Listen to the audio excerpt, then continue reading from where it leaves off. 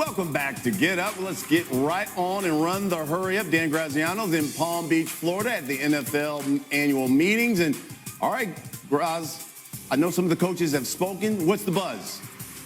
Yeah, all the AFC coaches spoke this morning a short time ago.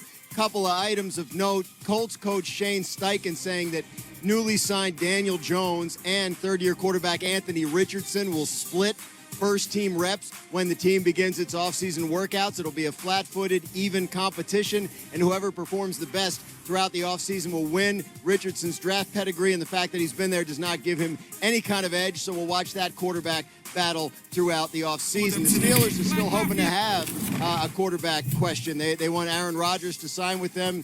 So far, he has not. Mike Tomlin saying that he's not concerned that they're in the player acquisition phase of the offseason, and that can take a while. He said he has no deadline for when he needs a decision from Aaron Rodgers. He also talked about how comfortable he would be if they had to open the season with Mason Rudolph as their starter. And, of course, the Steelers will be looking at the quarterbacks in the draft as well. And then owners will vote on potential rule changes while we're here at these meetings. A lot of the coaches talking about the tush-push play, which there's a little bit of support for trying to find a way to ban it. It's unclear if it'll have the support of 24 owners, which is what it would need in order for there to be a rule change. But Bills coach Sean McDermott, whose team uses the play, as you see here, more than anybody but the Eagles, even he was saying today that there's player safety issues to consider, and that even if they don't have all the data on that yet, it might be a good idea to be proactive. So a little bit more support for changing that rule than I think we expected when we got here yesterday. All right, we're going to talk more about that tush-push in the second hour. But let's talk about the Cowboys and Stephen Jones. He had some comments about the Cowboys' offseason signings. You take a look, and I'm going to quote Stephen Jones here. He says, quote, "We've done the early before," talking about signing people, "and we've waited until the end to do them. A lot of it is just negotiation itself. Some of them take longer than others. And we put zero credibility or credence into people saying you wait too long," end quote. All right, let's bring Tim Hasselbeck. Bart joins me as well. Your first impression of what you heard out of Stephen Jones? I mean, he is just not self-aware, because what he has to realize is he's paid top of the market for the pivotal positions, some of the highest paid positions in the NFL in the last couple of years, and now he's waiting for Michael Parsons. If he would have paid, it seems like they have no idea where the salary cap is going to go. If they would have overpaid last year, it would have been a discount this year for a guy like Michael Parsons. Now when you see what's happening, T.J. Watt's going to get done as well. Myles Garrett, Max Crosby, they're potentially looking at 4 years, $200 million or close to that with Michael Parsons. That can't be sustainable, because you can't build the rest of your team around when you have everybody making the top dollar at the pivotal positions. Tim, what are your thoughts? Yeah, I mean, listen, he hasn't been early on, the players of significance, which, is what Bart's talking about when he's talking about Parsons. And you go back to CeeDee Lamb, they weren't ahead of it on CeeDee Lamb. You go back to Dak Prescott, they weren't ahead of it on Dak Prescott. And so, the reality is they've waited on the, on the big guys who, have basically reset the market. There was a period of time where Dak Prescott, I think, made more money than anybody in the NFL over a 4-year stretch, because they waited when they knew that the guy could play. And that includes, a season where Dak basically destroyed his leg and ankle, but they had to, give him a new contract the next year because he clearly was their best option. So, look, they can say, what they want about, their, the way they have negotiated contracts, being ahead of it or being behind it. They've been behind it, plain and simple. It's indisputable that they have been. So whether, he wants to say they put zero credence into it or not, doesn't make it not true. The reality is they've been late to the game on it. It's cost them more money, and now it's put them in a really bad spot with Dak Prescott. Hey, Graz, how should we look or expect the remainder of the Cowboys offseason to look?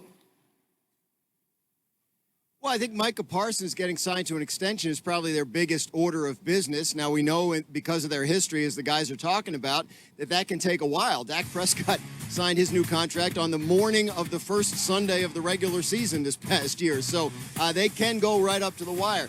I think what you hear in Stephen Jones' comments is something that doesn't get talked about enough in these discussions, which is it's not just them that wait, right? Like sometimes the player wants to wait. Micah Parsons didn't want to do a deal last offseason. He knew that by the time he got to the negotiating table this year, the number was going to be over $40 million, and so he wanted to wait until that happened as well. So I think what you hear when you hear Stephen Jones' frustration is like, don't just say we're the ones who wait when sometimes the player isn't in the frame of mind to do the deal. But the flip side of that is the Cowboys have created a situation where the players know that if they wait long enough, they're going to get what they want because they've seen Dak Prescott do it and CeeDee Lamb do it and Ezekiel Elliott do it years ago. So, look, fundamentally, they've got to draft well. They've got to get high-level production out of guys on rookie contracts because they're going to be spending at the top of the market for 3 of the premium positions.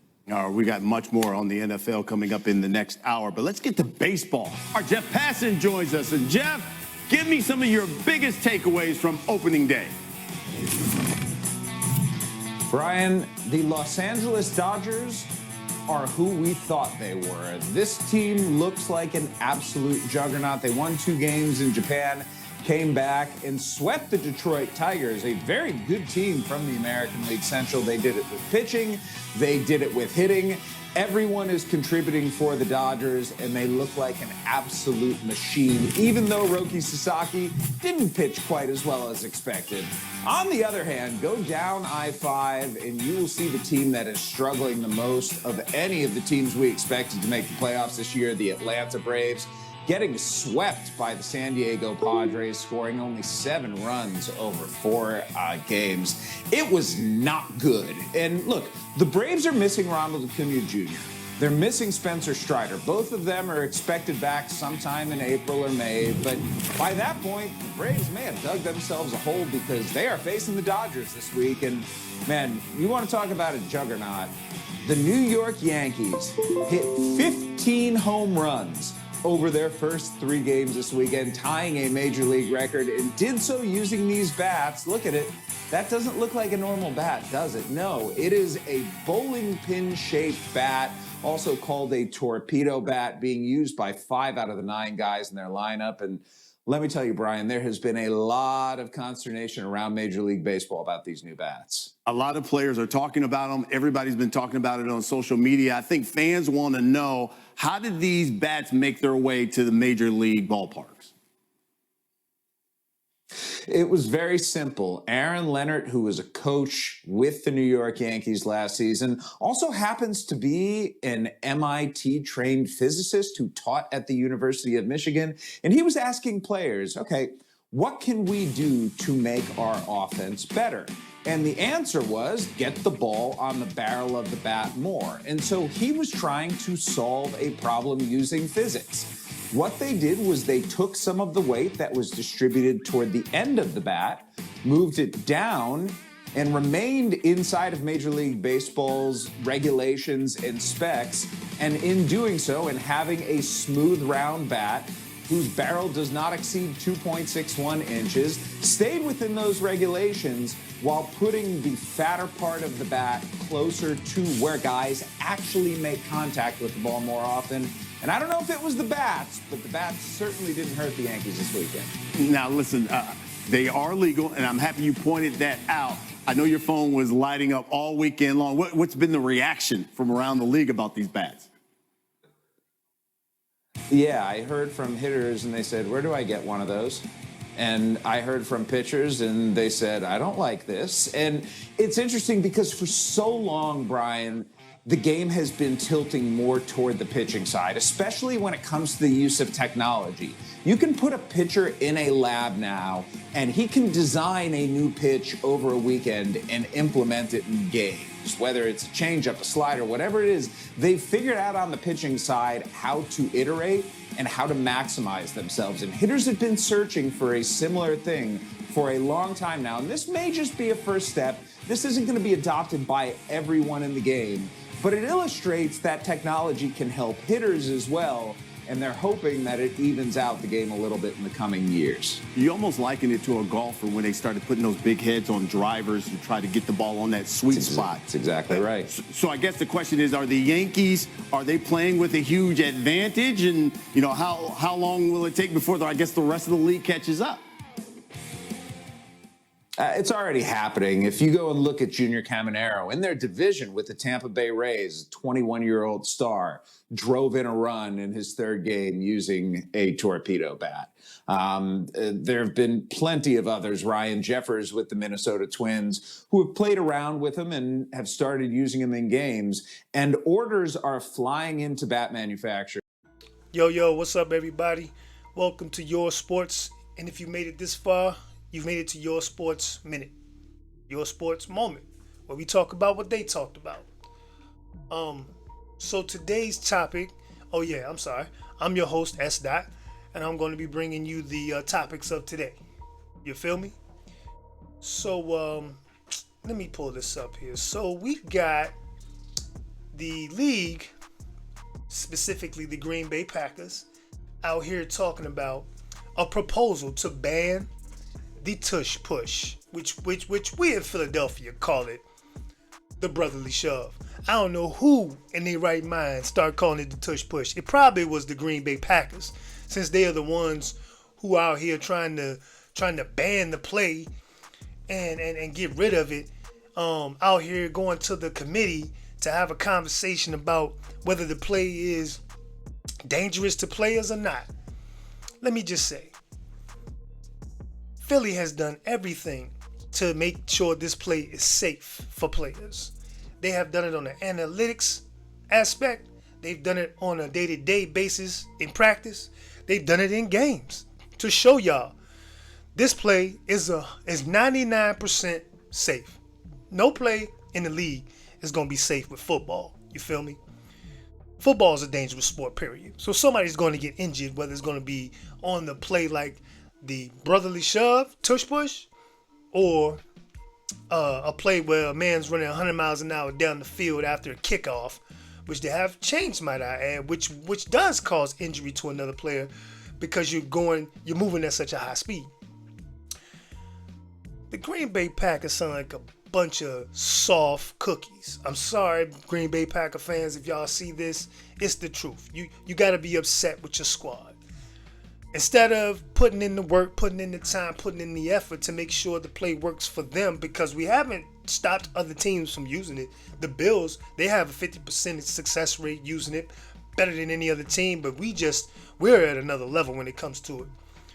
But the Green Bay Packers, y'all are acting like a bunch of spoiled little kids that get their toys took from them while they're in school, go home and tell your mama, and then your mama come back up to the school and wanna have a committee meeting, you know what I mean, with the school and all the teachers because her son getting picked on. Instead of telling your son, you know what I mean, let's go out here and let's toughen you up. Let's figure out what it is that you ain't got so we can give it to you. So when you go back to school, your toys won't get taken. That's the Green Bay Packers. They don't want to spend the time and effort to make sure they got the boys that's big enough to run this play.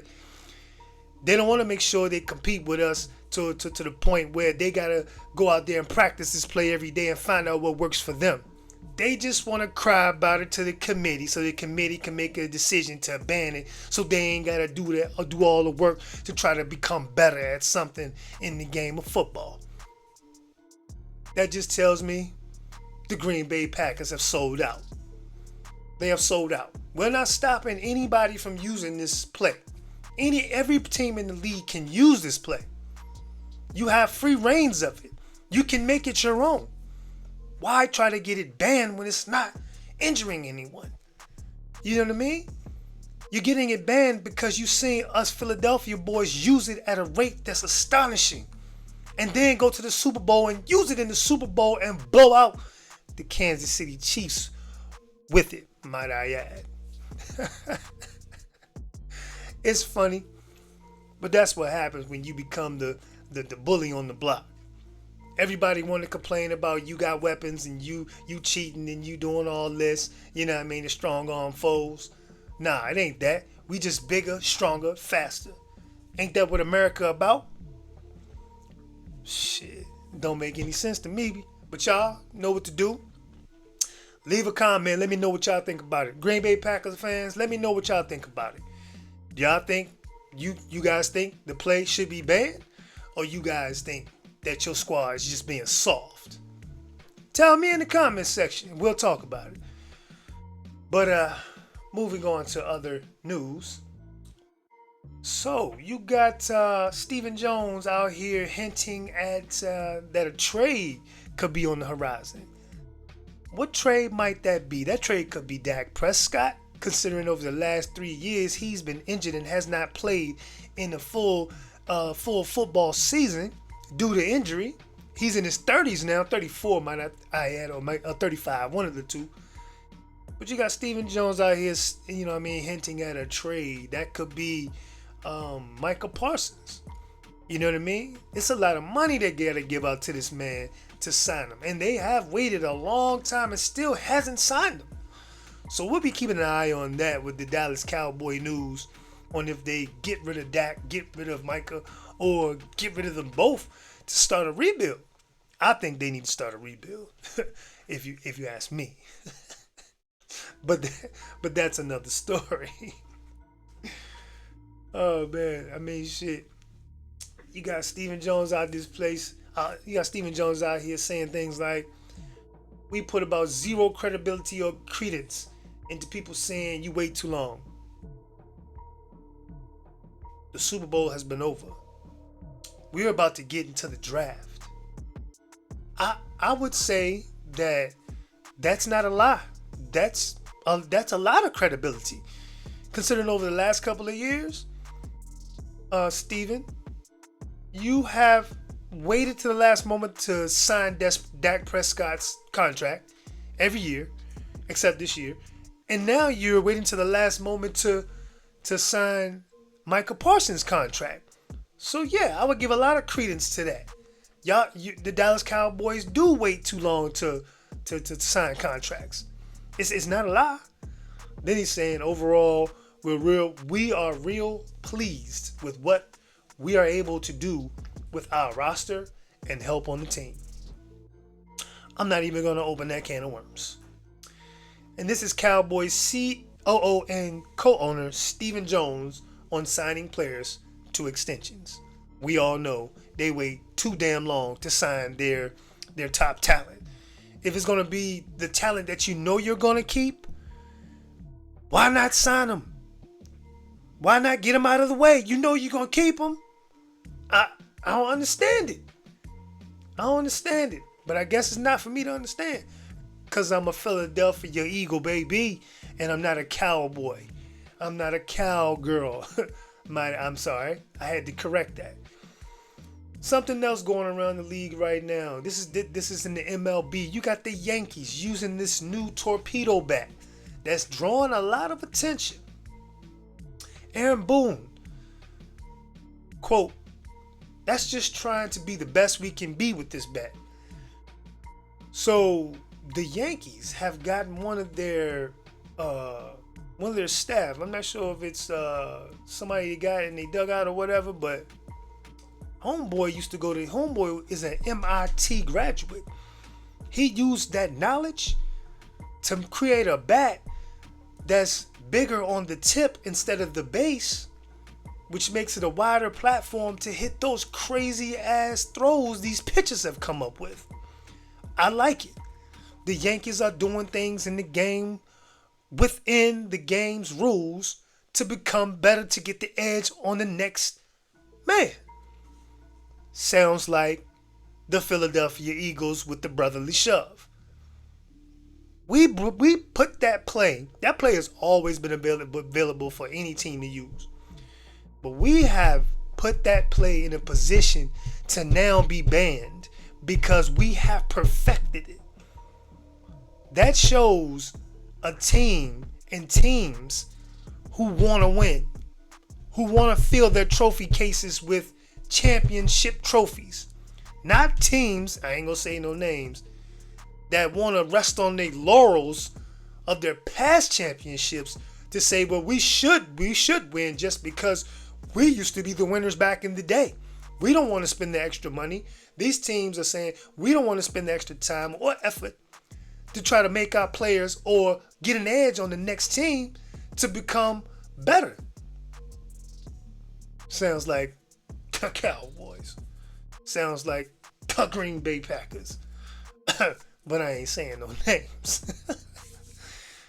Anyway, we appreciate you guys for coming out. Hit that like, and don't forget to click that subscribe button. And go ahead and leave a comment. I'm your boy S. Dot. We appreciate y'all for making it to your sports moment. And we catch y'all in the next video. Oh yeah, we will be posting a video every day, whether it be 1, 2, or 3, but we will post a video every day for you guys so you have something new on the regular, because it's a lot of noise out there in the world of sports, and we are here to stay. We'll catch y'all on the next video. Peace.